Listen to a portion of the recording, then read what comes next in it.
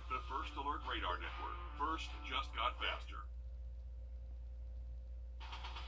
From the station that's on your side, this is News 12 at 6 o'clock. The heat returns this week. Next on News 12 at 6 o'clock, we take a look at the timing of this record-setting February heat. Plus, happening right now, Laney High School helping you get connected to resources in the community. And also ahead, sacrifice and self-discipline. Later, we look at the significance of Ash Wednesday as local believers gather at the Augusta Common. But first up tonight, talks of changing Augusta's charter to give the mayor more voting power. Commissioners telling us the mayor wants a vote equal to commissioners. Our Nick Veland live now from the municipal building. So, Nick, what could these changes mean for the way the city does business? Yeah, well, right now at the municipal building behind me, commissioners meet every week, and then they make decisions that impact your life. But the mayor will only get a vote if there is a tie. But as of lately, a proposal that's been sent to the state is looking to change the way things have been operating over the last 26 years. The mayor's always been kind of just the chairman sitting up there organizing the meetings or facilitating the meetings. So I think that making some changes this deep into our consolidation is a good move. According to the document, Commissioners Brandon Garrett, Sean Frantum, Alvin Mason, Catherine Smith McKnight, and Wayne Guilfoyle all support the change. Several other commissioners say they didn't even know about the mayor's request or do not agree with it. Commissioner Jordan Johnson says that he found out about the situation last night. What I would say is that it just lacks transparency. If the mayor wants a vote on the commission, let's have a conversation about what that looks like. Garrett and Smith McKnight tell me allowing Mayor Garnett Johnson to vote would help in situations where commissioners don't vote in order to block a tie-breaking vote from happening. Something he says goes back farther than the most recent incident where Bobby Williams abstained from voting on giving Gold Cross a contract. I've never been a fan of abstaining from votes to prevent somebody else from being able to make a vote. Jordan Johnson says the possible new rule would not solve the problem. No, I don't. I don't think that this would fix that. I think that politics will always be politics, which is the problem here. It's the problem. In an email, Commissioner Stacey Pulliam says that this change can't be done without hearing the voice of the people who live in Augusta. And Johnson doesn't know where this goes from here. I have no idea how this is going to play out. I had no idea this was even going to be presented. So I don't even know what the end game is. No one has talked to me about it. And we reached out to the mayor's office for comment. They have no comment at this time. And commissioners tell me that state lawmakers know about this proposal and are looking to possibly have it on the November ballot.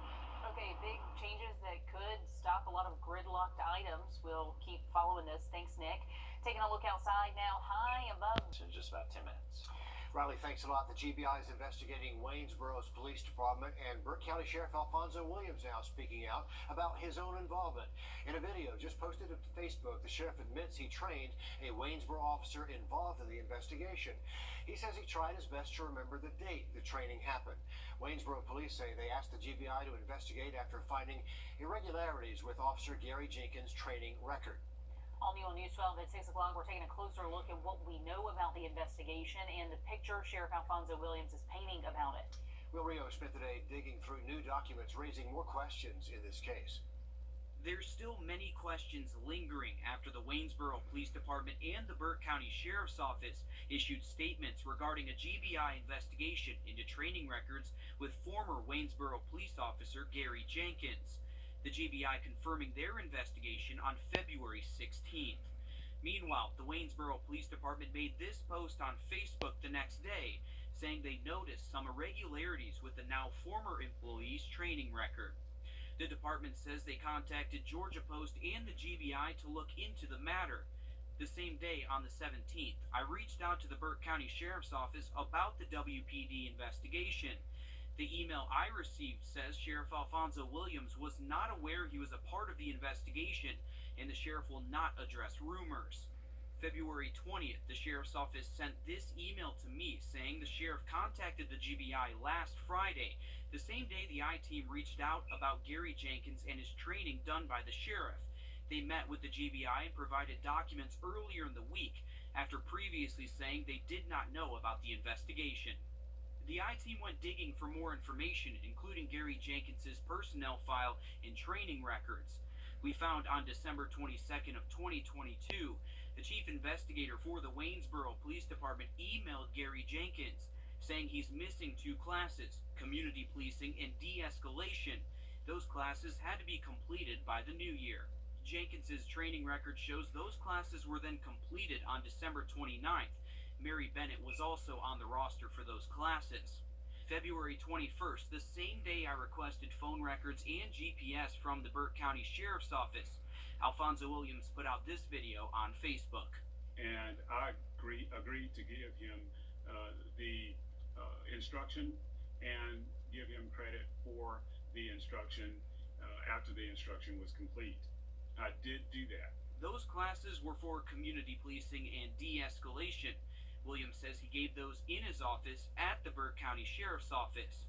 Sheriff Williams says Officer Jenkins repeatedly asked him to upload proof that he took the classes. When Williams finally did, on January 9th, he says he couldn't remember what day Gary Jenkins and Mary Bennett took the classes, so he put it down as December 29th. The sheriff says WPD contacted the GBI and Post because Gary Jenkins and the sheriff were not at his office during the time of the training. That lines up with Williams' cell phone records. What we still don't know is what day the training happened, only that if it did, it would have needed to happen between December 22nd and December 31st. In Burke County, Will Rio on your side. We requested the original rosters with student signatures from Gary Jenkins' classes from December to present. The only classes they have, those are the classes taken in February, not the December 29th courses. Georgia Post says they don't require paper copies to be uploaded, though, but the GBI is still investigating this, and so are we. The city of Aiken needs your feedback on rezoning for city council boundaries. City council districts are redrawn after the census to follow population changes. They're accepting feedback on the city of Aiken's website until March 8th, and there's a meeting on it Thursday at 6 p.m. Live video now as Laney High School hosts a community resource fair. Several groups and businesses, community staples are set up there to give you more information on how to connect with your community. They have mentorship programs, education and financial literacy groups, as well as the Department of Labor, CDL class information, and counseling too. There's a big need for mental health. There's a big need for people to, they're trying to enter in the job, but they don't know the best way to do that. They don't know how to get back in school. They don't know what there is to offer. So we really felt like this would be a good way to kind of get everybody in one room so that everyone could see the different things that we have here in Augusta. So tonight's event ends at 6:30. So if you live close by there, you do still have some time to stop by and see what it's about.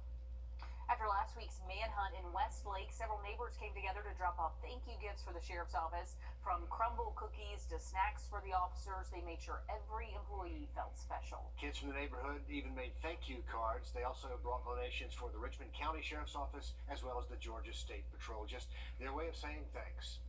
So to come here on News 12, local veterans sharing their stories through their artwork. That's ahead. Plus, a new art gallery is giving local artists the spotlight by candlelight. We'll explain after the break. And we tied a record high today and likely going to do it again tomorrow. Take a look at that hot forecast just after the break. Next week.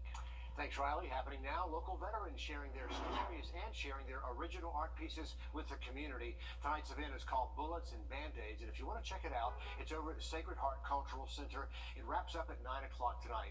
Tickets over there are $10 a person. And take a look at these art pieces behind us. There's a new art gallery open on Broad Street, and the purpose is to give local artists more exposure. Since opening, they've already had a few shows. Our Will Vogt stopped by to see how the owners transformed this space.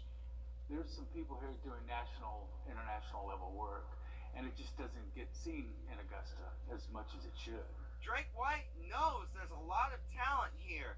He worked on a show with about 30 artists a couple months ago. While talking with the artists, they all talked about how there was a need for a gallery in town. Enough people, convinced him that he should really try this, and so he has now opened it up, and I'm really, really proud to be the first person to show here. White chose Augusta University professor Brian Rutz to create Candle Fine Art's first show ever. The name is inspired by Augusta Candle Company. They rented out part of their building to help create this gallery. Russ believes having this downtown on Broad Street will help the art community grow. As these shows start to happen, people come together, it will give people something to think about. Every single 6 weeks, there'll be something different going on here. White says they shouldn't have trouble finding artists. Luckily, there's a lot of artists here in Augusta that need a place to show. And now they have it. In Augusta, we'll vote on your side. And White says they already shows booked for the next year. It looks pretty good over there. Yeah, it looks really nice. I'm thrilled that Augusta has something like this, and you can go for free on Friday evenings from 5 until 8. You can go Saturdays from 11 till 3. You can find it near 11th and Broad. But some really impressive work in there. Check it out, right downtown. So to come here on News 12, local believers talk about what Ash Wednesday means to them. And a life-saving addition to Burke County, people living in Waynesboro can now get emergency heart care. We explain after the break. Investigate. Today is Ash Wednesday, the first day of Lent, a period of fasting and reflection for Christians. It also highlights sacrifice and self-discipline. Our Hallie Turner is at the Augusta Common and talking to some local believers about what the day means for them. A palm leaf, once full of green leaves, is now burned down to dark gray ash. It's used to place the symbol of a cross on the forehead of believers in the Catholic, Lutheran, and Methodist denominations of Christianity. It marks the start of Lent, known as Ash Wednesday. But one man says it's more than just a reminder of his faith. Sacrifice.